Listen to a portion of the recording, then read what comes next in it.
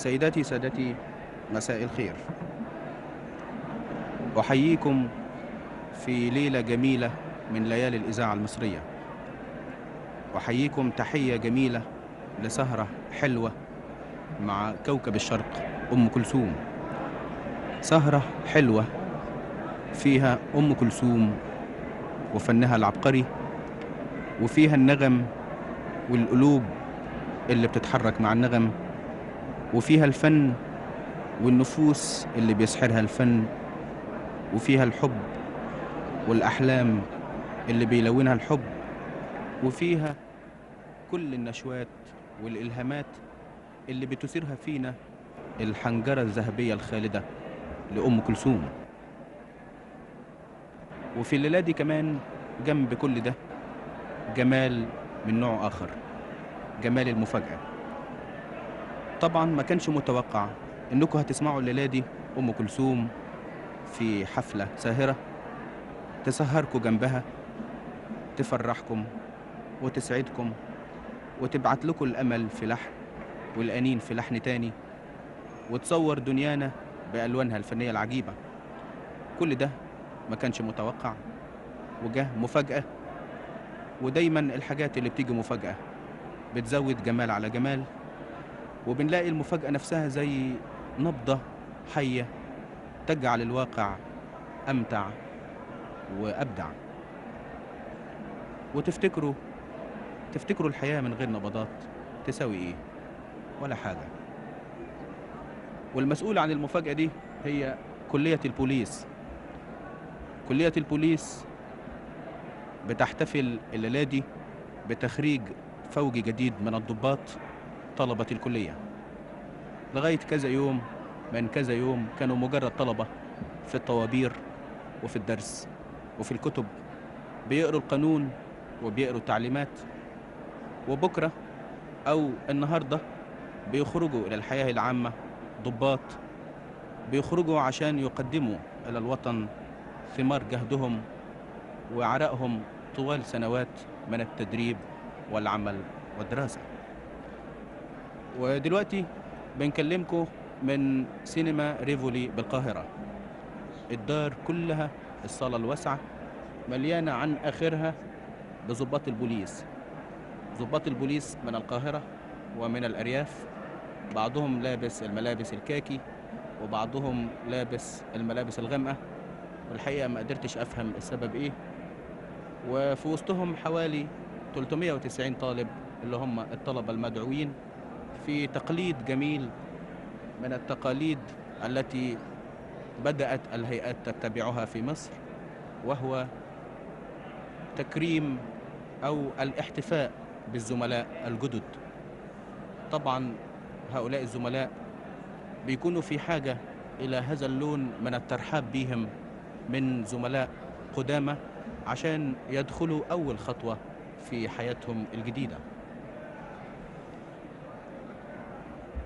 وفي الحفلة مدعو قادة الثورة، وعلى رأسهم السيد جمال سالم رئيس مجلس الوزراء بالنيابة، وحضر من الآن من السادة قادة الثورة السيد زكريا محي الدين وزير الداخلية،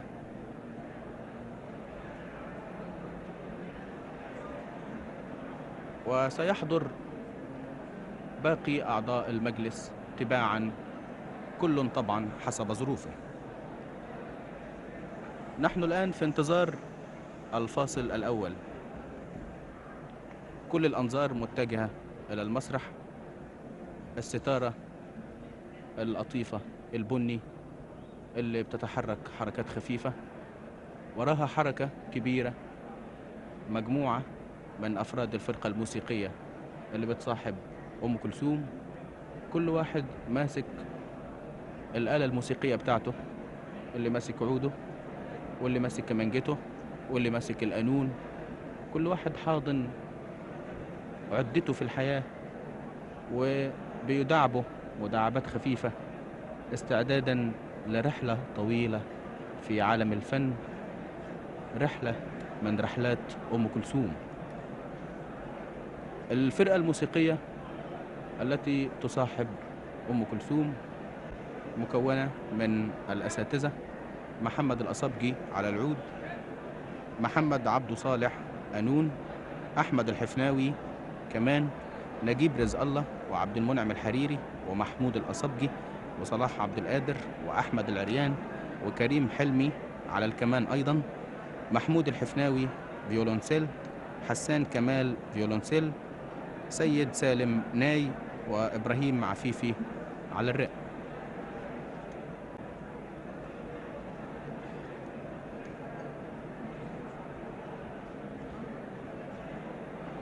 الحقيقة الجو هنا مليان حيوية. طبعا الشباب اللي بيدخل إلى الحياة جديد عنده من شبابه ومن آماله قدر كبير قوي من الحيوية. كل واحد بيتكلم مع اللي جنبه دلوقتي، كل واحد بينثر خواطره نثر بيخيل إلي إن هذه الخواطر أشبه بدخان السجاير بيبعثر في الهواء. الحقيقة كلنا بنحتاج أحيانا إلى أننا نبعثر أشياء ونطلقها إطلاق مرسل، مش ضروري تكون جادة قوي. إحنا في حاجة باستمرار إلى أننا نعبر عن أنفسنا بطريقة أو بأخرى، والضجة اللي انتوا سامعينها دلوقتي هي صورة من صور هذا التعبير.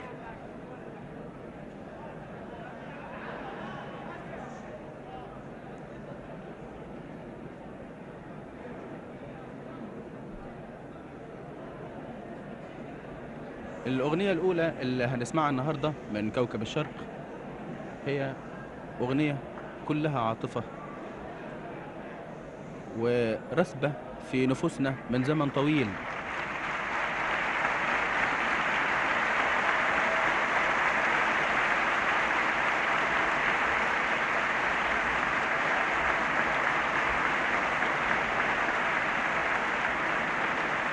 وانفرج الستار ووقفت أم كلثوم بثوب يتلألأ تحيي الجماهير وعلى وجهها ابتسامة عريضة، وبدأت الموسيقات تتحرك لتعزف اللحن الأول في هذا الحفل الساهر. عرفتوه يلي كان يشجيك أنيني كل مشكيلك أسايا، الأغنية العاطفية الرقيقة للأستاذ الشاعر أحمد رامي والأستاذ الموسيقار رياض السنباطي.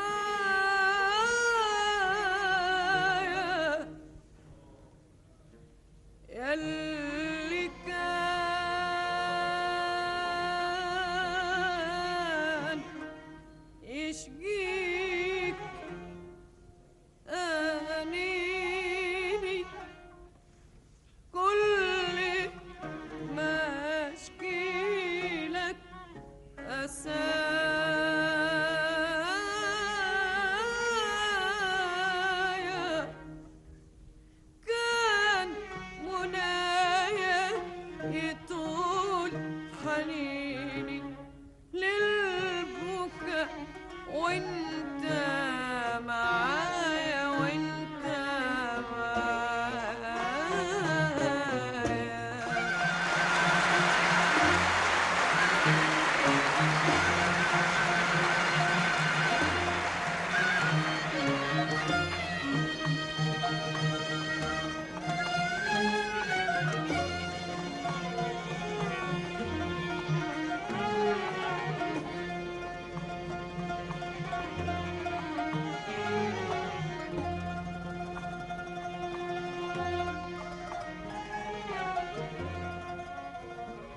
اللي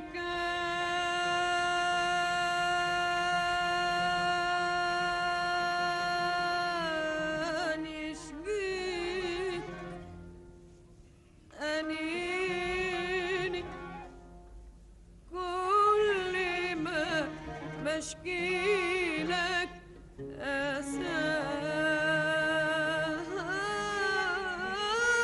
أسايا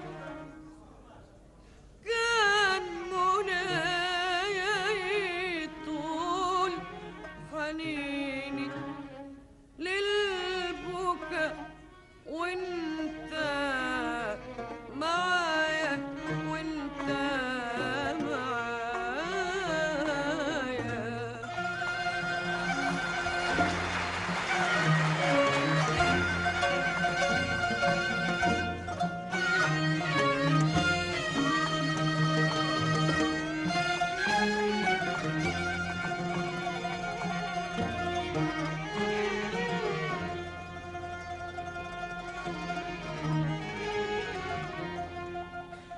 حرمتني من نار حبك وانا حرمتك من دمعي. حرمتني من نار حبك وانا حرمتك من دمعي. حرمتني من نار حبك وانا حرمتك من دمعي. يا ما شكيت وارتاح قلبك يا ما شكيت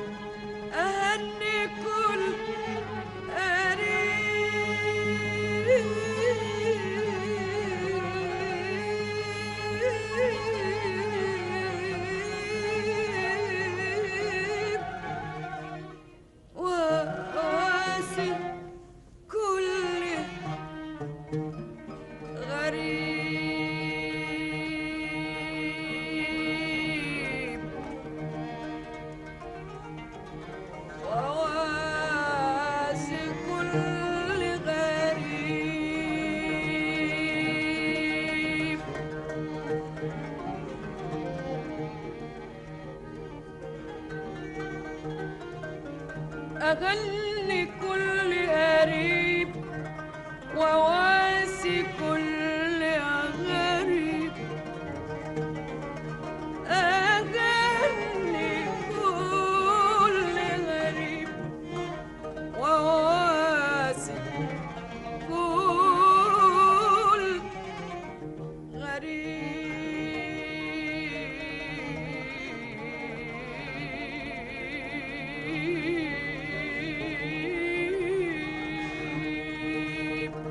صبحت أحب الحب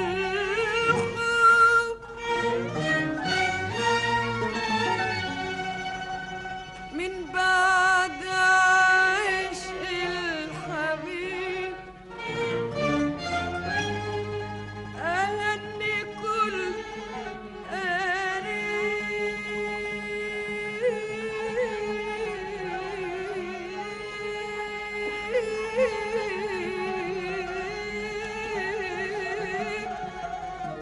وواسي كل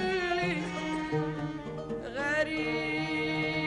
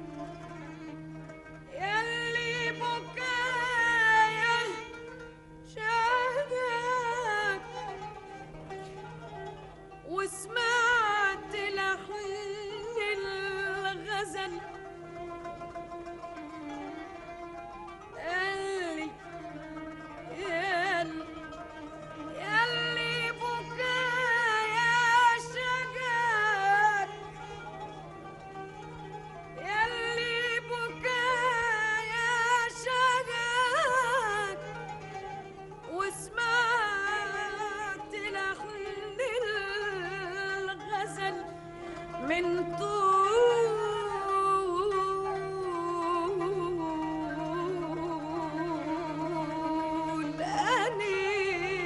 أنيني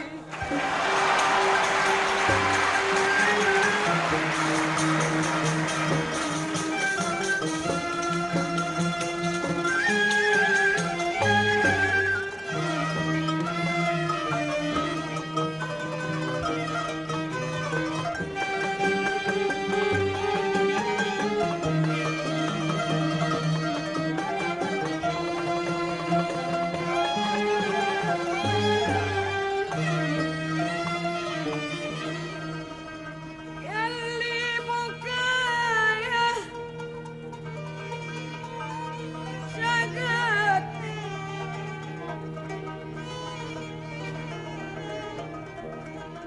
ياللي بكايا شجاك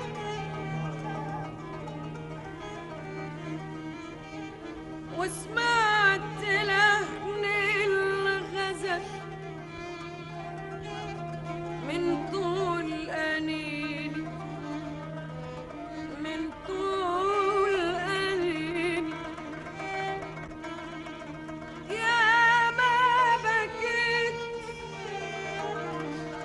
يا ما بكيت يا ما يا ما بكيت يا ما يا ما يا ما يا ما يا ما بكيت يا ما بكيت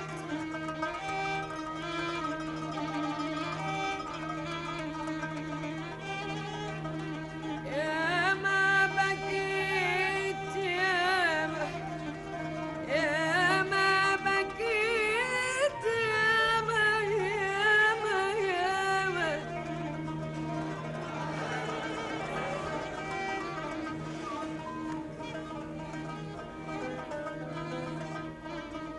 ياللي بكايا شجاك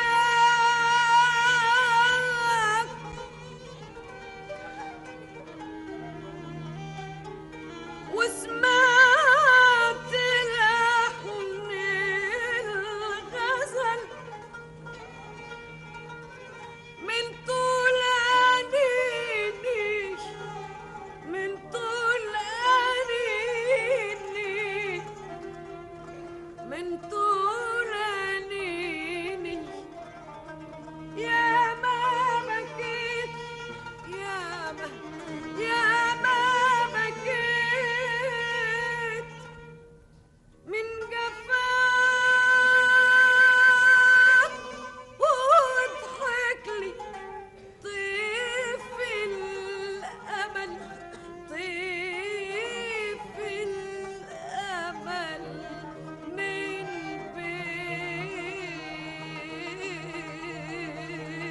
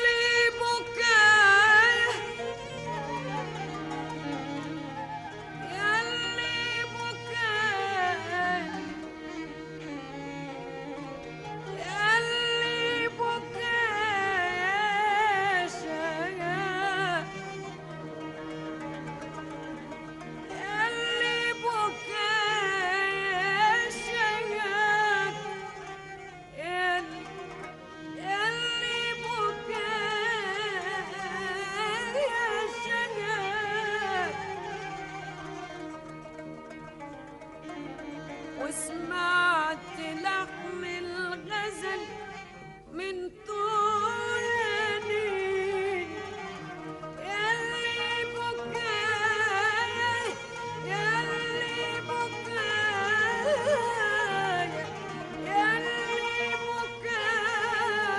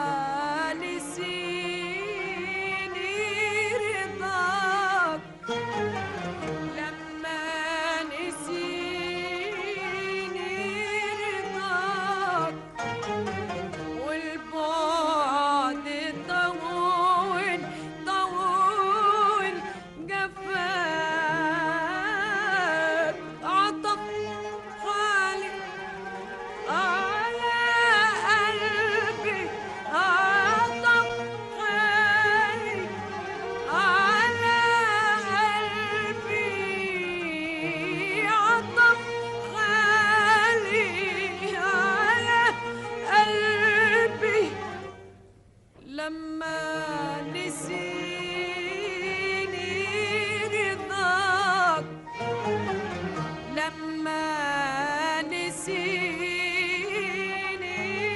رضاك والبعد طول طول جفاك عطف على قلبي عطف على قلبي عطف على قلبي عطف على قلبي لما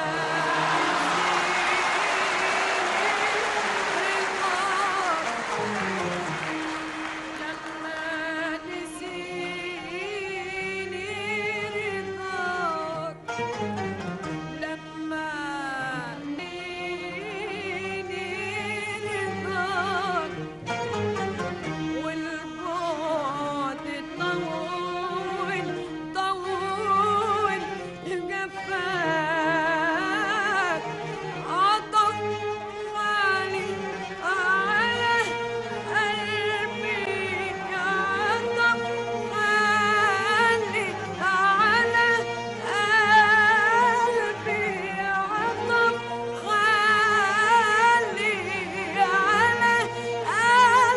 قلبي عطف على قلبي وعزاني في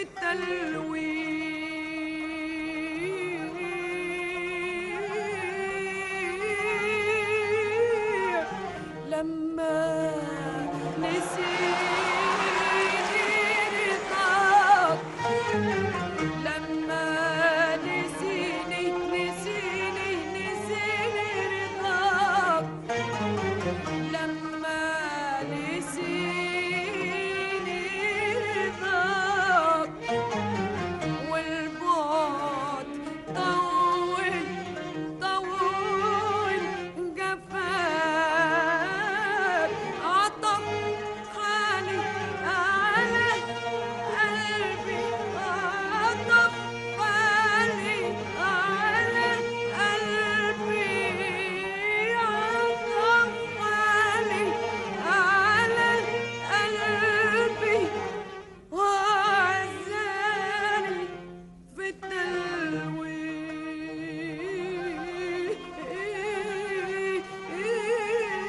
التلويح صباح أبكي على حبي صباح أبكي على حبي صباح أبكي على حبي وتبكي انت وتبكي انت على